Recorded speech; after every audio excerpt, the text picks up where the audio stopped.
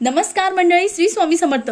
तुमच्या घरात ती एक वस्तू असेल तर ती आधी काढून फेका, नाहीतर 1000% तुमच्या घरामध्ये गरिबी दरिद्रता येणार आहे। तुमच्या घरात जर माता लक्ष्मी असेल तर ती तशाच पावली निघून जाणार आहे। ती चूक कोणती ते जाणून घेऊ। बघा मंडळी, आपल्या घरामध्ये जर आपल्या घराच्या कोपऱ्यांमध्ये जाळं जमट झाले असेल तर ते आधी काढा। याने आपल्या घरामध्ये नकारात्मक ऊर्जा येते आणि यामुळे आपल्या घरात असल्याचं नसलं होत असतं। सकारात्मक ऊर्जा आपल्या घरातून पूर्ण संपून जात असते। त्यामुळे आधी तुम्हाला तुमच्या घरातली जी कोळ्याचं जाळं आहे ते काढायचं आहे। घरात तुम्हाला नेहमी स्वच्छता ठेवायची आहे। अगदी जिथे हात फिरेल तिथे आपल्याला स्वच्छ लागलं पाहिजे।